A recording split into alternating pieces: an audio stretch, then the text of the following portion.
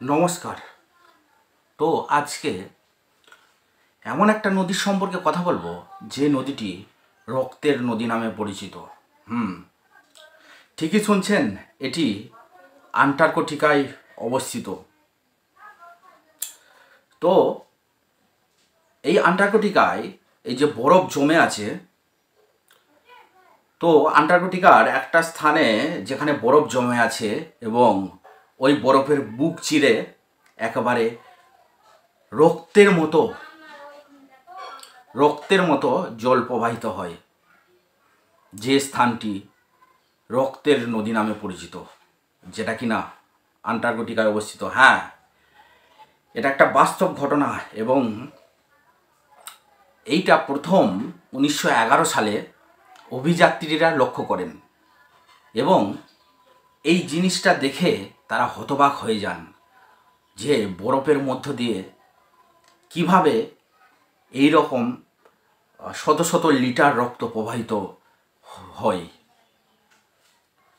তো আপনারাও যদি দেখেন তাহলে আপনারাও কিন্তু এর ইতিহাস যদি না জানেন তাহলে কিন্তু একটা অবাক হয়ে যাবেন যে কীভাবে এত রক্ত কিভাবে বরফের বুক চিরে বেরিয়ে আসছে।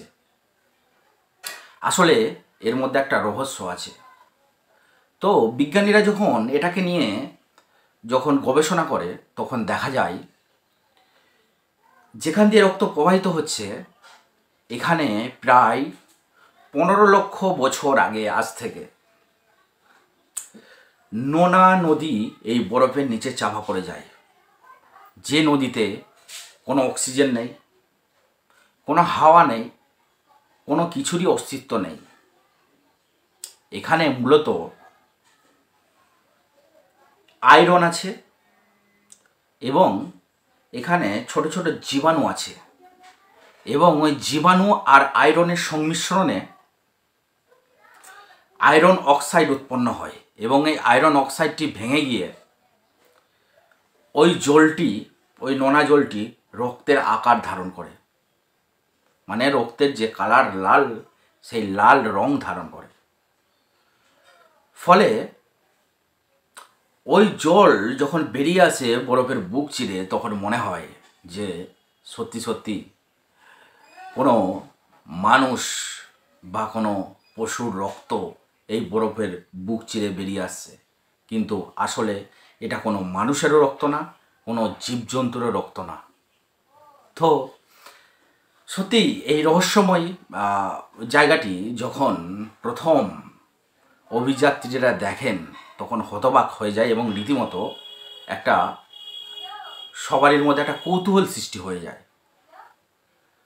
তো এখানে মেন হচ্ছে আয়রন অক্সাইড এবং ছোট জীবাণু ভেঙে এই যে ওই নোনা জলটি রক্তের আকার ধারণ করে।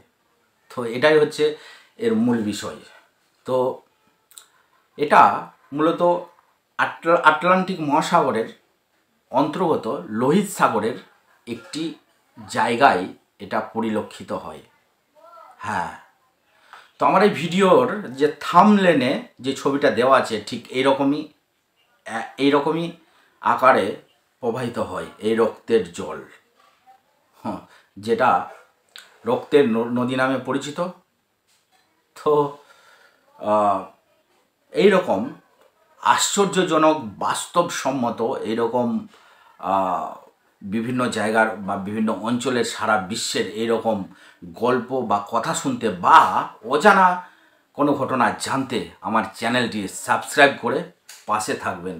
তো আজকের মতো এই পর্যন্তই।